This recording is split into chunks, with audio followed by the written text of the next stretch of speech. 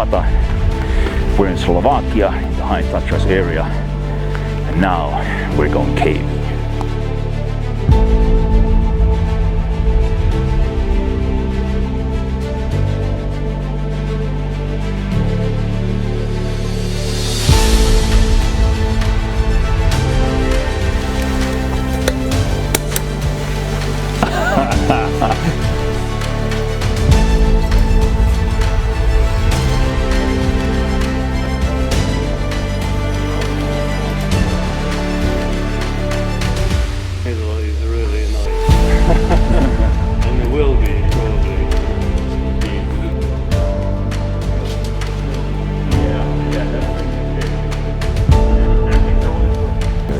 Hey Pavel,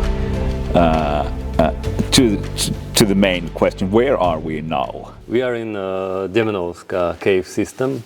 It's the largest cave system in Slovakia. Now, at the present day, it has 52 kilometers in length. 52? 52, yeah. Mm-hmm. Which way? Well, both ways. Both ways. And actually, all around us are kind of labyrinths of cave passages and so on. There are 10 interconnected caves.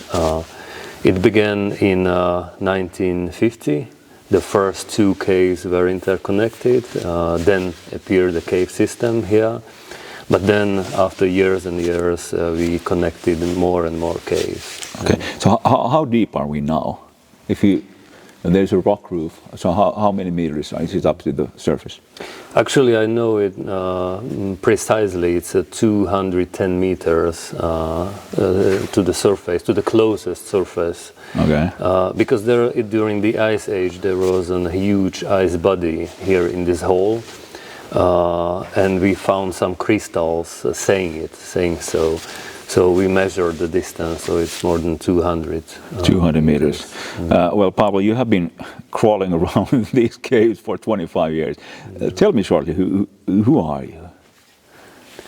Well, it's hard to answer, but I don't know. I'm curious. That's why I'm trying to crawl here. That's why I'm creating cave maps. Because if there is no map of the cave, actually you don't know where you are.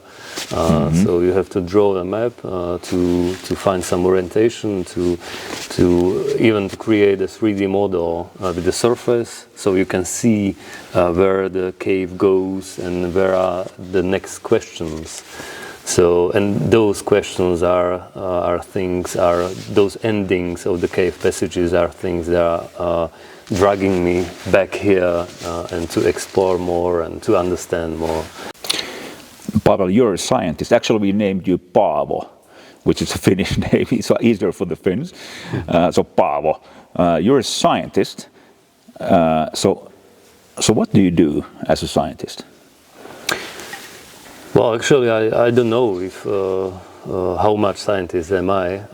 I'm maybe cartographer, underground cartographer, let's say.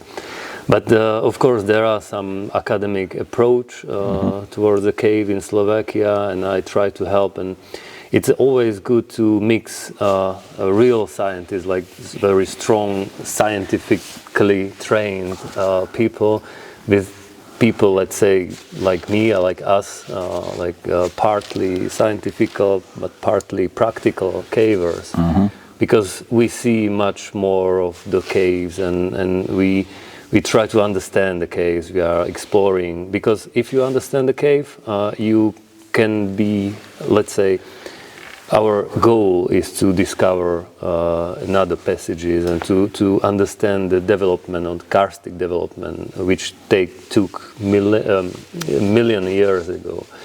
So if you understand you understand the cave system, the better chances are to discover more and to understand more. And connecting these caves to the nature or to the future or something like this, what is the big question of understanding these caves? In Slovakia, when you take a look to the mountains, you see some levels on the surface, some mountain backs which are on a certain altitude.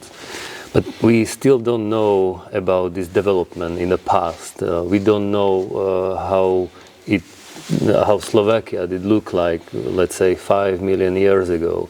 So these caves, especially in Degermanska Valley and all around here, are pretty much maybe the best clue to understand this development of this area, the central Western Carpathian. So it's just one goal.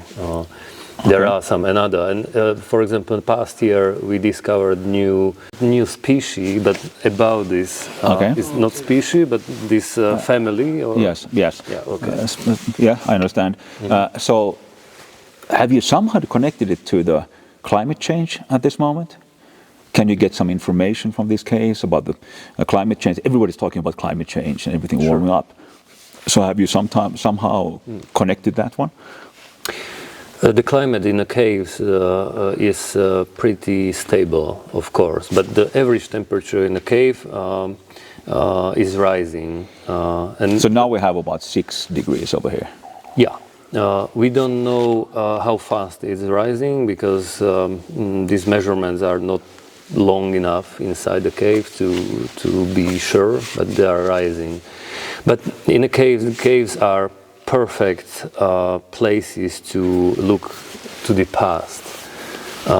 If you see some stalagmites, let's say the stalagmite is... what is a stalagmite? Yeah, stalagmite is calcite concretion which grows from the floor to the top. Stalactite is hanging from so stalagmites are these dicks you can see over here. Ding, ding, ding, ding, ding. All right. Exactly. And here in the Degermanska caves there are plenty of them. Plenty of dicks over here. Sorry about that.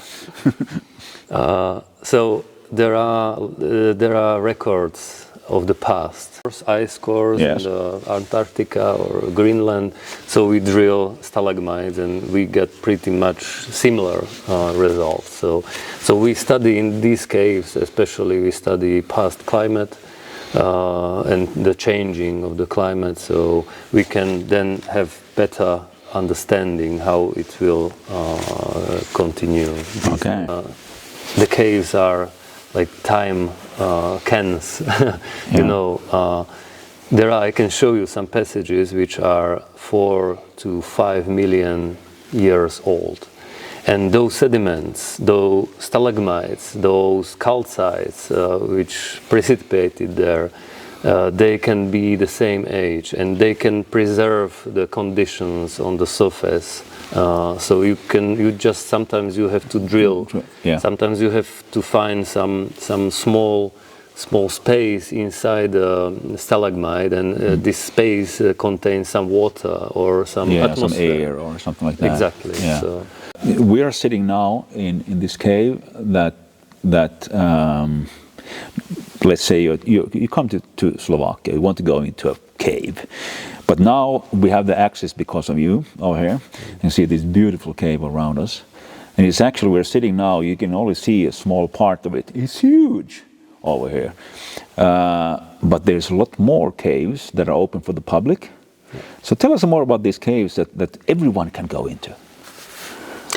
These caves are open for public. Some are smaller with some really pretty concretions of calcite, but some are pretty huge ones, and you can walk there for 1-2 hours with your guide. And here in Degermanska Valley there are 2 caves open for public, but actually it's still the same system. Yeah. But there are 2.5 kilometers of concrete paths, so you can see. So how many caves are there that you can go into? In Slovakia, there should be 19 caves. 19 caves, okay. Public. Where you can see stalactites and you can see stalagmites and you can see huge areas but do you need a helmet and a headlight? In most of them, there is just electrical. Okay, so you can see and take pictures and everything. Yeah. There is one really unique cave in Slovakia. It's open for public. It's called Dobšinská Ice Cave. It seems it has the biggest amount of ice in a cave in the world.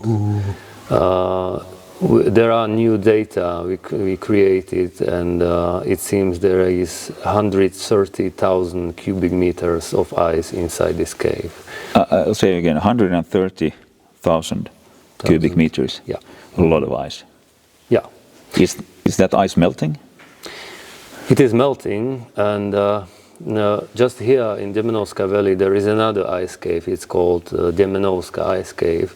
And past year, it was the last year we have seen perennial ice. It's gone now. It's gone. Okay. Okay. I can see that you don't have a pencil light that I have on my head. No, this is a phoenix, I think. But anyhow, you just lit it. Actually, it is a petrolite. It is? No. No. From year what? Well, 20, 25 years old. Okay. Not that old, actually. Okay. And it's a really good one because during the bivouac you can warm your hand up. So that's warm? It's warm, yeah. Okay. Because there is a carbide of calcium, and here is water. So the water is dropping on carbide, so creating acetylene gas, which burns here. And so it can it go boom? Yeah, it can. It can, and let's say it's not very rare to see this boom. And have you had any booms going on in this cave? No, on me not, but I was witnessing several occasions of this, and especially when you are crawling behind someone, which is and sometimes it can even the helmet get burned. You know, and when the plastic is burning, it's all dark and yeah, not fun at all. Not very funny, yeah. Okay. Yeah. And if you put your tube during this occasion, if you just put your tube out from the helmet, the tube will burn also. So it can create even. Once I witnessed. Of creation of mushroom, like fire mushroom in a crawl. So, and I was wondering, okay, there was a fire mushroom, and then was just a dark cloud everywhere. I was wondering, okay, we are in a quite squeezy crawl, so will we escape or just die here? Okay, so why do you have that light? Why can't you have just a more modern petrol in your head? Well, because during the bivouacs, it's I don't know. I like it. I like the color. I like the warmth, and it always it turns off, and you have to work with this. You have to be careful about not putting too much water inside. If you close the water, it will stop burning, and so you don't see anything. So it's kind of play, and you're never bored with a carbide lamp. Okay. How much carbide do you have inside, and how much water, and how long will it be running? How long it will take to burn, it depends on your flame. But helmet. The flame you have now? Yeah, let's say 7-8 hours, if you are careful enough. Okay. Because sometimes if you will put too much water, you can burn the whole package of carbide in 1 hour or so. Okay, where did you get the carbide? Well, you just buy it in a shop. Okay. Lately, it's common use to kill mules. If you hate animals in your garden, okay, you put carbide in there. You put a carbide, but I don't recommend it. Yeah, okay, but you use it for this. Yeah. Okay, is it expensive? The carbide? Well, I don't think so. If you buy 100 kilo of it at once, it's not very expensive. But for the mules, it costs like 10 euro. 10 euro. Can, small can. Okay. How much does the light cost? Can you buy that light anymore? Yeah, I think in bazaar. Yeah, in a bazaar. And maybe archaeological excavations will provide some spare parts. Yeah. Okay, very good. Just shortly about because I can see that you have been crawling a bit with this, your gear on, and it's a bit damp over here. It's the humidity is how much? The humidity is 100% or 97, 98%. Okay. 6 degrees. It's okay when you are dry and you are creating warm, so you dry your stuff. But if you sleep in your tent, you leave your stuff outside, or you have to crawl through the lake or something, then it's not very comfortable. Okay.